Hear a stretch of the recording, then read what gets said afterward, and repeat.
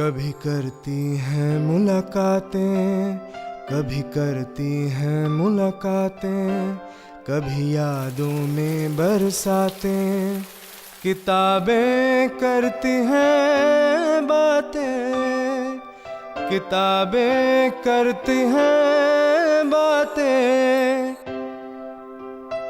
मन की गहरी झील में कूद जाती हैं कभी, सोच के दरिया के संग संग बहती जाती हैं कभी। चाहे शाम हो या हो रातें, किताबें करती हैं बातें।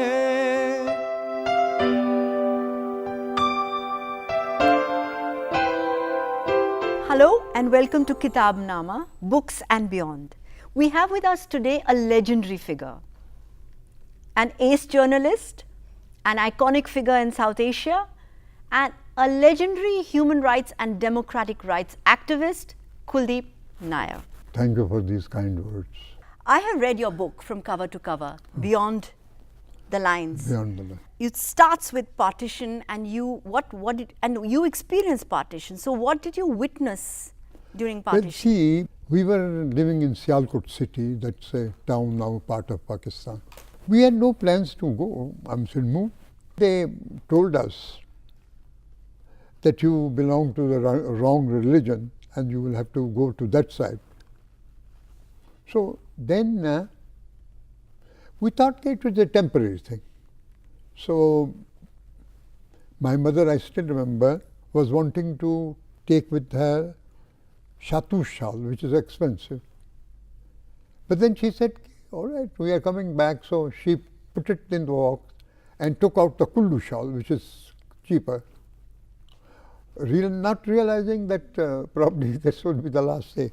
And also your parents were never able to go back. They were broken-hearted. They wanted to go. No, they wanted to, but my father was very keen.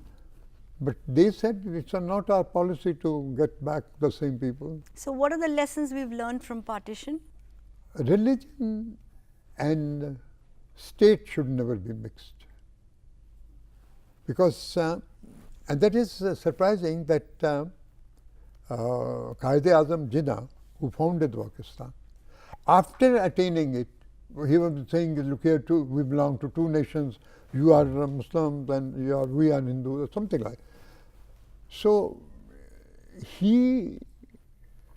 when he got this Pakistan, now the Pakistan, I must say, Lord Mountbatten said, we are now following the partition formula. Both Jawaharlal Nehru and Sardar Patel have agreed to it. Gandhiji had not, but now he is a saintly figure that doesn't count that way very much. Once we have Nehru and Patel on side. So that is, so I said, all right, I agree with you, but you know how many thousands of people lost their life? He said, yes, but frankly speaking, we never envisaged that there will be such a big killing. I said, we could understand that, okay, once the British go away, then we shall be jumping at each other's throat, because that was the atmosphere. This is the same thing I told Quaid-e-Azam Jinnah also. He said, no, we will be brothers, and just like Canada and America, we shall be living. And just that, I would say we belong to the same family. I said, sir, once the British go, we shall be jumping at each other's throat, because so much has been dinned in their mind that, look here, you are Hindu, you are Muslim, so you are different. So one lesson must be learned, that the nationhood cannot be based on religion. You have worked with Pandit Jawaharlal Nehru, you worked with Lal Bahadur Shastri, you were his press secretary. Can you recount what your experience was with either of these two leaders and compare and contrast it to the political culture of today? A politician then and now, one, very austere in their life. Yes, you went to Shastri's house and there were no lights on, he was saving the electricity. And no, another instance, see, All India Medical Institute, there used to be a rail crossing. many years ago.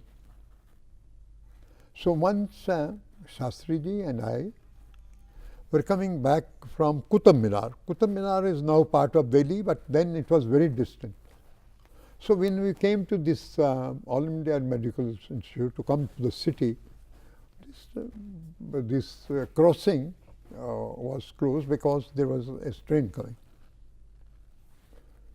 So Shastri saw a person crushing, that bringing out juice from that canes. So he said, "Dear Sam, let's go and have it." So that's all. So we went there. I tried to pay. He said, "No, ye nahi, ye main do." So they were so simple about that. Very austere, and two, not seeking publicity at all. Because let people know the thing. In fact, many a time I used to say that since I was his press press attaché, so I would say, Shastriji, I'm saying people should know. He said, "No, too much publicity I don't like." On the night of 25th June 1975, India experienced its darkest hour of democracy. I mean, the emergency was imposed and hundreds of opposition leaders were jailed without trial, and you also were incarcerated for several months under MISA. So could you talk about one, your experience in jail, and also what have been the lessons of emergency? Well, lessons I can tell you that emergency is bound to turn into authoritative government. And Mrs. Gandhi imposed it, and then she and her son, extra constitutional authority Sanjay Gandhi, they ruled the country. The lesson is that there wouldn't be any emergency because it leads to a one-person rule, and that one person is not responsible to Parliament or any court or because he has suspended the Constitution also. So there has to be a limit to this thing. Now, of course, you cannot probably impose emergency, and if you have to, there's a lot of procedure, and also your own powers would not be this undefined. But after that, there was a Shah Commission, and I do remember the Shah Commission, and you've written about it extensively, that the Shah Commission said that there have been sins of commission and there have been sins of omission.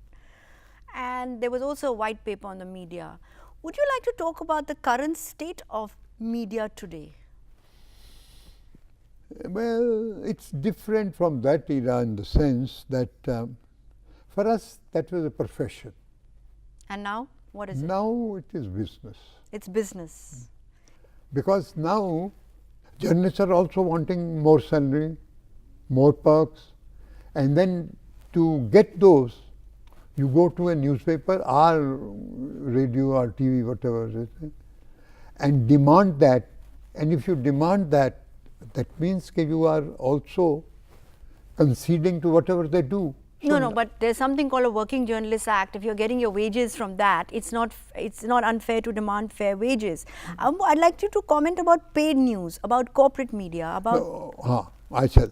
Now, this wage board is now, they have bypassed and they give contract. So the contract system is has spelt the death knell of free and fearless journalism for which you have stood for. When you say, look at corporate sector, I mean that if you were to make a study, most of the papers now, big newspapers, have business houses behind. They are the ones running.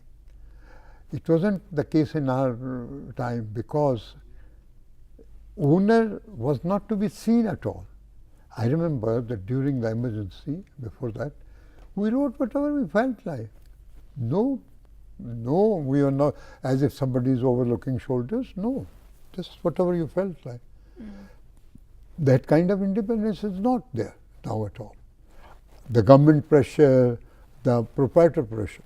My feeling is, in fact, that in journalism, like so many other fields, emergency was a watershed.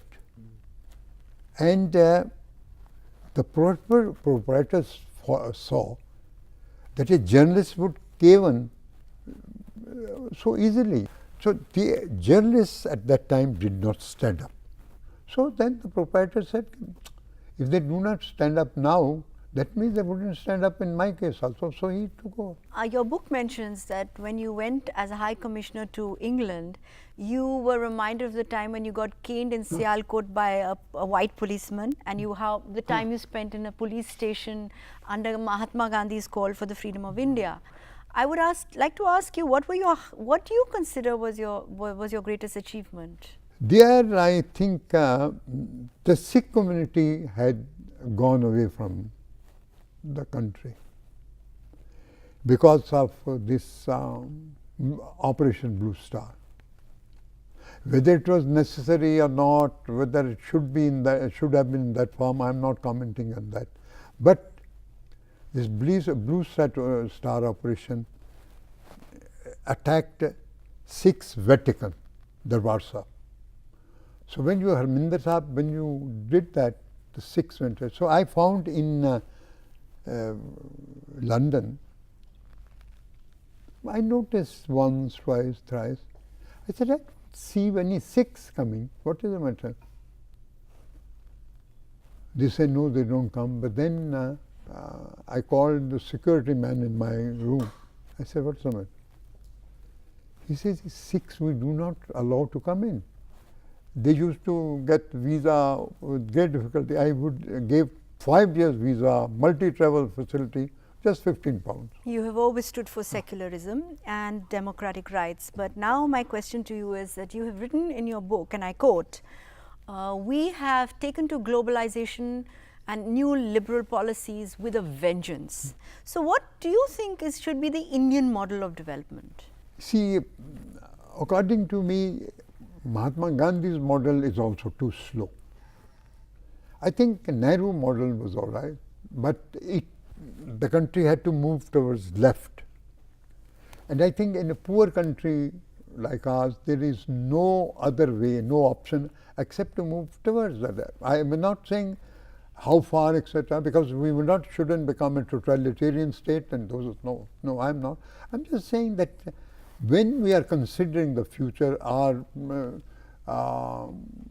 planning some future schemes or things like that, then you have to think that, look here, this is for the people, and people don't have money, etc. So public sector undertakings, or the public participation should be much more, and that means the government would have to play more role and dish out more money to the people. While you were a parliamentarian, you were there when our parliament was attacked. And despite that, you and other members of the parliament attended parliament the next day. I would like to ask you, what do you think is the greatest threat to India today? Greatest threat to India today is from within, not without. And that is that now we are trying to bring the argument of caste and religion.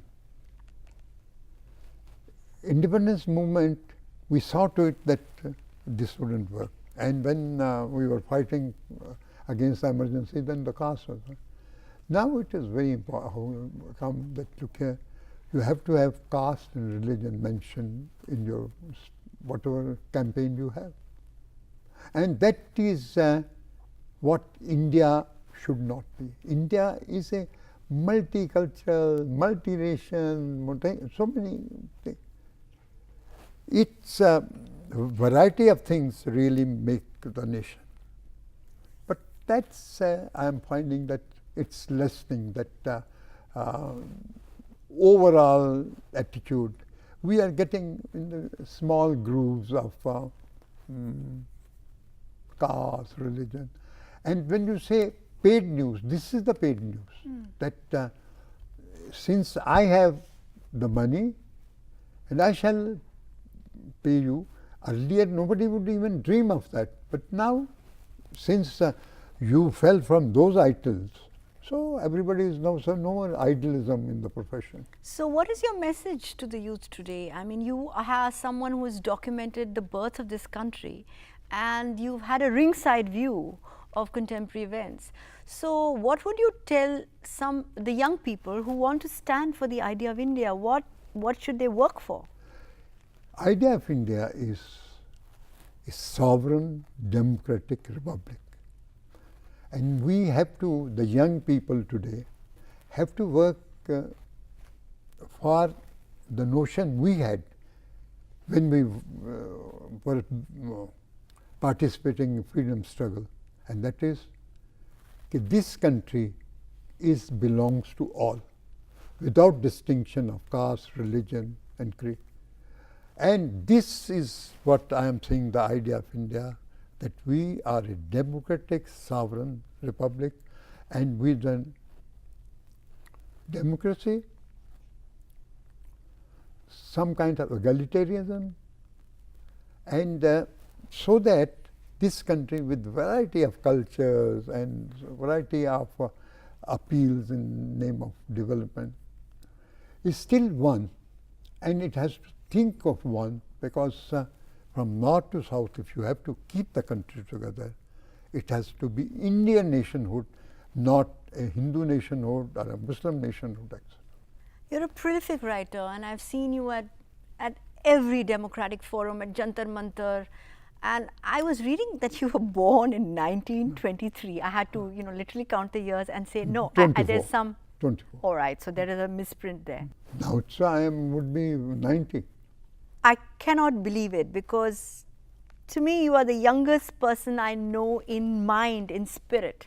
So where do you get that energy and that passion to go on working? I think this came to us during Mahatma Gandhi's struggle. That grit and determination he gave us. We had to imbibe those kind of values from him, not from Nehru. Nehru was now after independence. But Gandhiji was the person who really told us, okay, this country belongs to all, and we have to work in a way where the poor, whether they are Hindus, Muslims, Sikhs, they should get benefit. And this country or this nation should never become or belong to one religion, especially Hinduism, because they are the 80% people. And it is, I think, that message still with the people, because if 80% had become communal or Hindu, then there was no question of a democracy or pluralism in this country. Hindus, many of them, that means that they don't believe in this kind of religion-based nation. So that is a good I've sign. also watched you as a quiet champion of women's rights, and of course a crusader for the poor and the marginalized. Who have been the strongest influence, the people who have influenced you in your life? You've written My about your mother. mother, Puran Devi ji. Mother. What was she like? Well, she didn't know English. She knew only Urdu and Punjabi.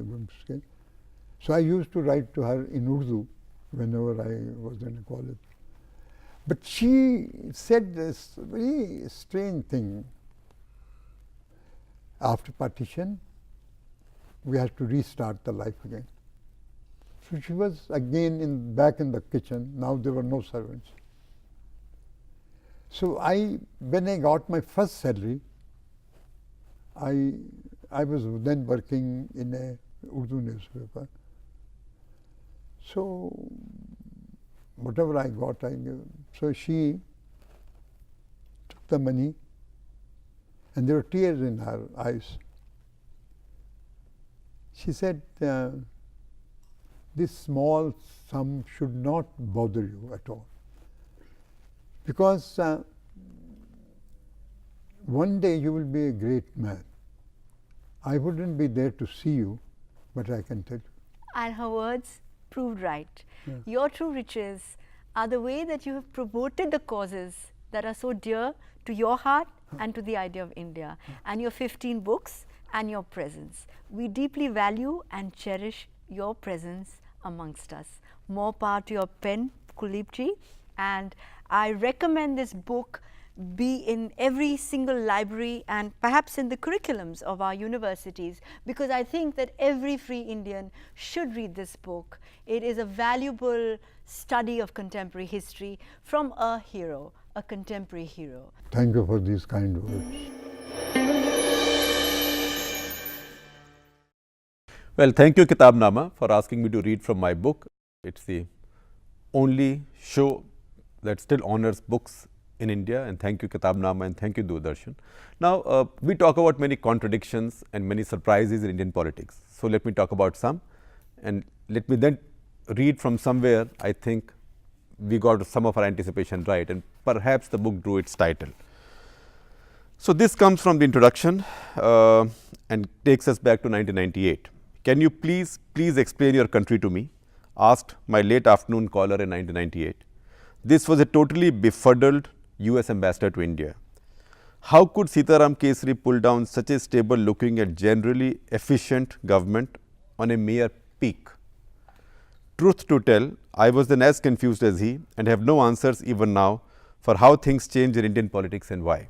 So, please do not expect this selection of writings to settle such arguments. The Congress under Sonia's diktat also brought down the second United Front government under Gujral because the DMK was in the coalition and somehow, quote unquote, and complicit in Rajiv Gandhi's assassination, as claimed somewhat dodgily by the Justice Jain Inquiry Commission report later. The report was leaked by Arjun Singh, who wasn't going to miss an opportunity to upstage Kesari and draw Sonia Gandhi directly into politics. He said the Congress party could not keep in power a government of Rajiv Ji's killers. 6 years later, the DMK became the Congress party's most loyal allies. The assassination forgiven, if not forgotten. You want more surprises? The 2-year Gowda-Gujral arrangement was our most left of center to date. It even had 2 cabinet ministers from the CPI, Indrajit Gupta Home and Chaturundan Mishra Agriculture. Yet it carried out some of the most path-breaking reforms. Chidambaram's dream budget of 1997, the voluntary disclosure of income scheme, and then setting up of the National Disinvestment Commission under G.V. Ramakrishna.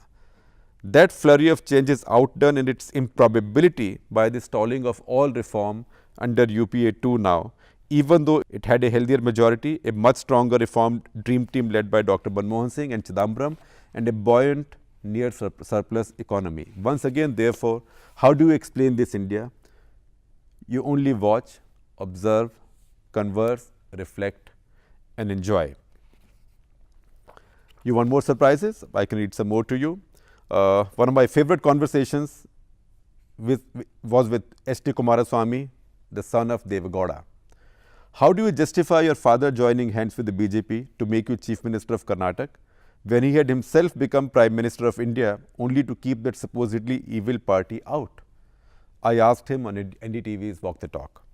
Sir, my father actually made a big mistake by becoming Prime Minister of India. He answered so promptly as if he had anticipated my question.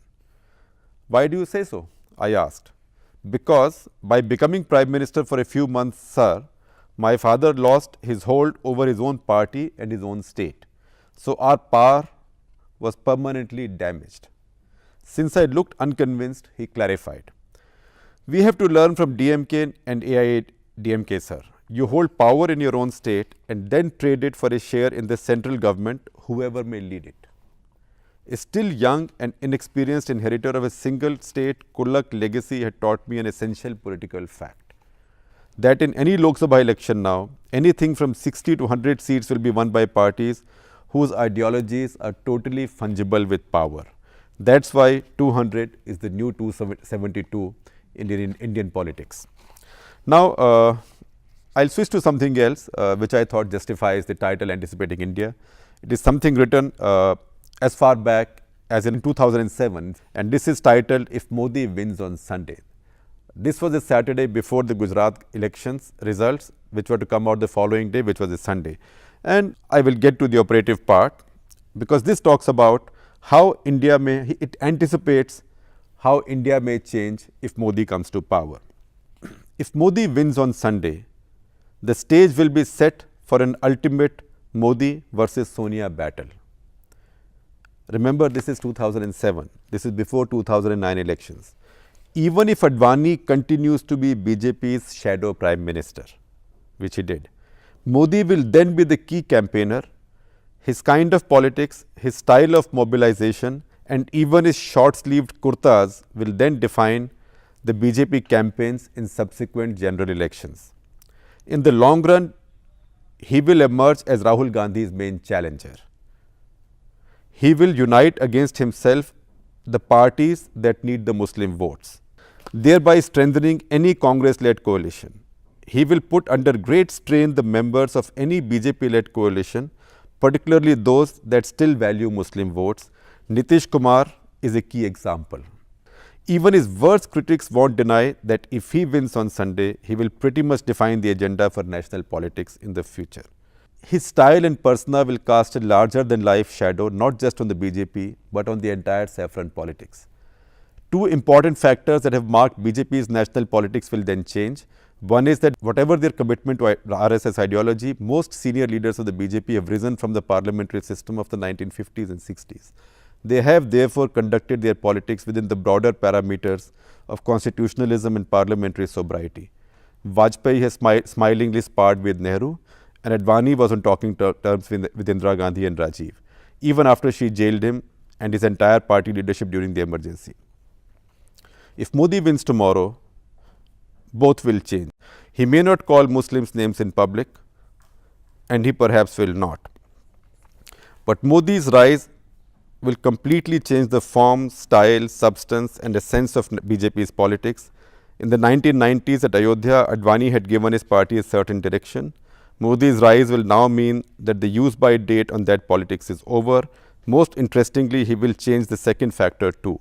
He may be an icon of aggressive Hindutva, but Modi has emerged as the first BJP leader ever to defy the RSS. He has not deferred to them. In fact, he has defied them. So come Sunday and you will see the rise of a new politics one way or the other.